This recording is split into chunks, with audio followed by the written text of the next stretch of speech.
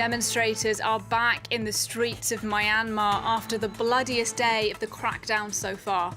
In a stark statement today, the United Nations calls on the military to stop murdering protesters.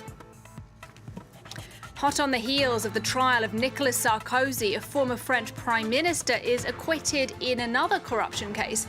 Edouard Balladur found not guilty of misusing money from an arms deal. And Austria accuses the EU of being too slow to approve coronavirus vaccines. Sebastian Kurz touching down in Israel today to plan future vaccinations with researchers there. We'll cross to Jerusalem for the latest in this programme. Those are the world news headlines this hour. I'm Nadia Massi in Paris. Thank you very much for joining us. And we start then with that news that the European Union has suspended its support for development projects in Myanmar. It's aimed at cutting off financial aid to the military after last month's coup d'etat. Yesterday was the bloodiest day in Myanmar since the military took power. At least 38 people protesting against the coup were shot and killed. Now, in a particularly strong statement today, the United Nations called on the military to, quote, stop murdering protesters. But despite the clear risks, demonstrators today are once again out in the streets. Selena Sykes reports.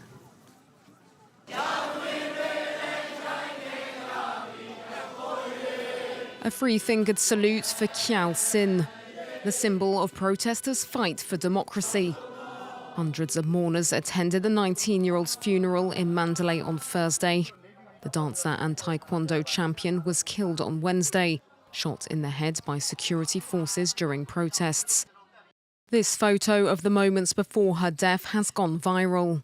The slogan on her T-shirt, "Everything will be okay," now a rallying cry for demonstrators in defiance of the military. Wednesday was the bloodiest day yet since the military coup at the beginning of February. A gruesome milestone which prompted the United Nations to toughen its stance. I warned them that member states and Security Council might take huge, strong measures. And the answer was, we are used to sanctions and we survived those sanction time in the past.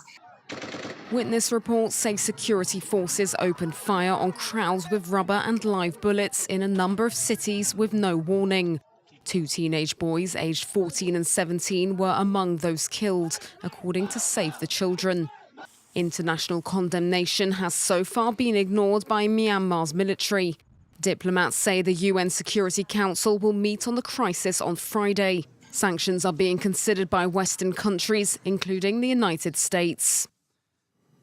Well, for more on the situation in Myanmar today, we can talk to our Chief Foreign Affairs Editor, Rob Parsons.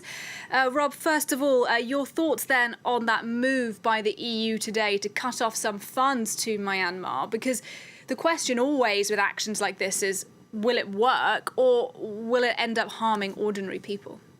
Yeah, I mean, that really is the dilemma that faces anybody putting sanctions on any country. And it applies almost more so to Myanmar because it is a very poor country. You know, at the moment, the EU is still running its program, which allows Myanmar to export without tax and duties to the European Union. But this clearly is a step, a warning to the military leadership that the EU is prepared to take tougher measures, is prepared to impose wider-ranging sanctions that will quite clearly not just hit key leaders in the military junta, but hit the country as a whole. And I suspect that the thinking behind that is that that step, in a sense, is already being taken by the opposition to the military junta. They are the ones on constant strike.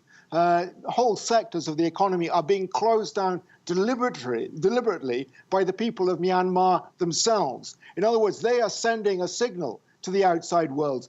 Go ahead with sanctions. You know, we're trying to bring this regime down by hitting it economically as well. So, you know, in a sense, I think the decision is perhaps being taken for the UN, for the European Union, other countries, the United States, who are thinking of imposing sanctions already. And it's clear, Rob, meanwhile, that the situation on the ground remains extremely serious. Yeah, I mean, quite clearly the military is trying through brutality to impose its will on the people of Myanmar. It wants to force them into acquiescence. If that's the plan, so far at least, it doesn't seem to be working. You know, demonstrations, despite the brutality yesterday, all over the country, including that one to mark the funeral of Kyaw Sin, the 19-year-old girl shot through the head on Wednesday, was wearing that T-shirt which said everything will be okay. That image, as we heard in the report, has now gone viral, and it's become almost symbolic of the resistance of people in Myanmar. But, you know, I think we're reaching the stage now where it's almost impossible, if not already impossible, for the military to back down. They have gone so far already with their brutality that they know that if they come to some sort of deal, it means the end of the military's role, as they've known it, at least until now, in Myanmar. And many of them will almost certainly end up in an international court of justice. So for them, you know, it's absolutely make or break, I think. They will go as far as they can. They will try to crush the resistance by force. And the resistance will have to face up to that and recognize the reality, I suspect, that the only way that they're going to get what they want in Myanmar is by overthrowing the military. Rob Parsons, thank you very much indeed for your analysis there. Now, just 3 days after the former president of France, Nicolas Sarkozy, was found guilty of corruption, an ex-prime minister has been acquitted, meanwhile, in a separate case today. Edouard Balladur is also accused of corruption, this specifically accused of taking illicit commissions from arms deals to fund his election campaign in 1995. He was acquitted today, but his former defence minister was convicted and handed down a 2-year suspended sentence. With the details, here's Yuka Roya.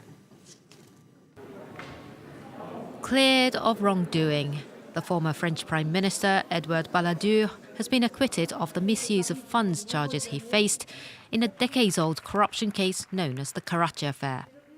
Il est donc désormais jugé et reconnu qu'Edouard Balladur n'a jamais mis en place ni participé à un système frauduleux de rétrocommission.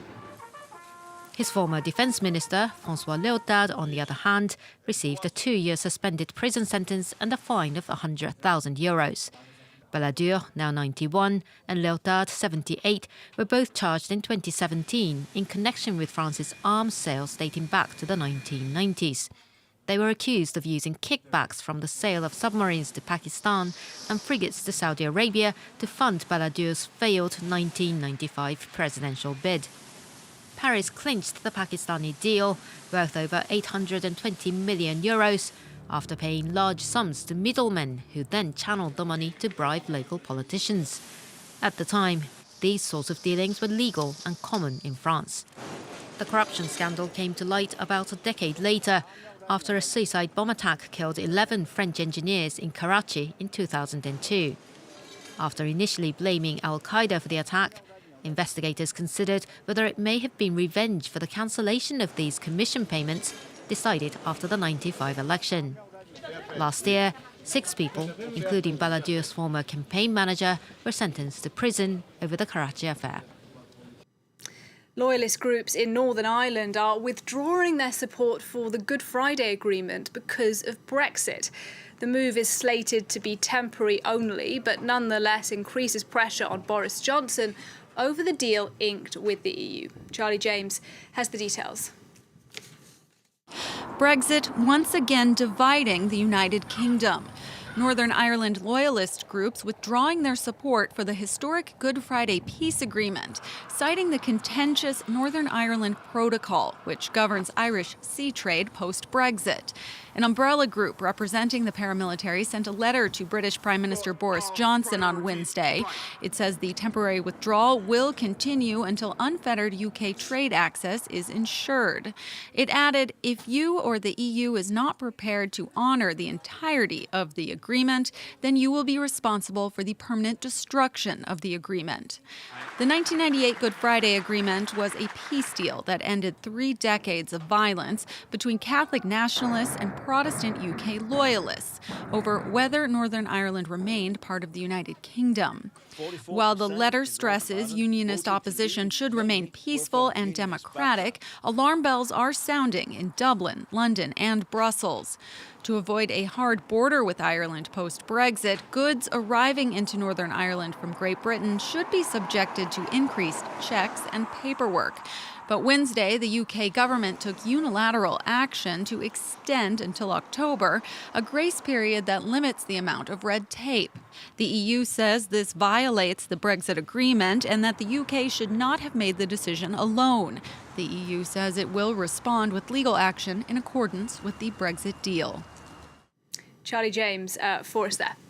Now, is the European Union too slow at approving coronavirus vaccines? That is the allegation being put to the block by the Austrian leader Sebastian Kurz. He is in Israel today alongside his Danish counterpart to discuss plans to coordinate with Israel over future vaccines in a move that will be separate from the EU. Well, to discuss this, we can talk to our correspondent in Jerusalem, Iris Makler.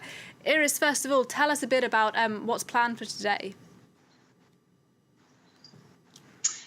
It's a meeting. It's definitely a break with the EU, isn't it, when you have a right-wing leader from Austria, a progressive leader from Denmark, and they're here to coordinate with Israel. So that means joint research program. They want to see how Israel's rollout has been so successful. You probably know Israel has vaccinated more than half its population.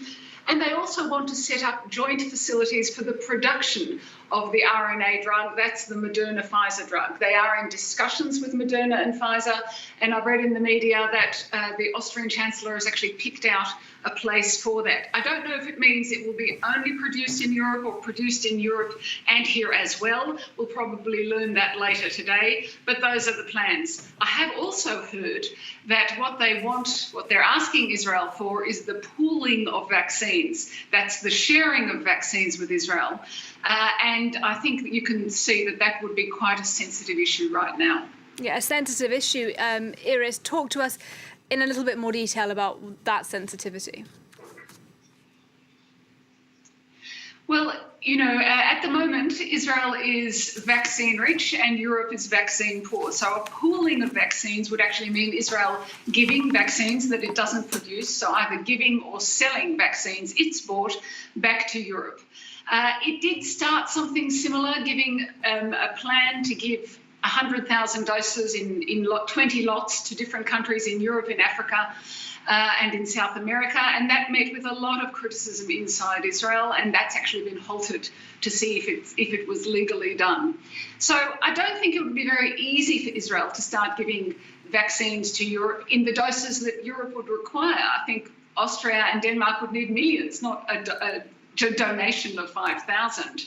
And if Israel has enough vaccines to be giving away millions of doses or selling millions of doses, then really the elephant in the room would be, why aren't they giving them to the Palestinians? Just next door, there's a whole population with almost no vaccines. It has an impact on them and a health impact back to Israel. So I think that would be Israel's focus before it could be donating millions of vaccines to the continent of Europe. Iris Makler in Jerusalem, thank you very much indeed. Now, the Supreme Court in Ghana has upheld the election victory of the president, Nana Akufo-Addo. The runner-up in that election, John Mahama, had alleged irregularities in the results, specifically that votes had been added for the president in several polling stations. But today, the court said that those allegations were without merit. You're up to speed with all of our top stories on France 24 this hour. Thank you for watching. Do stay with us.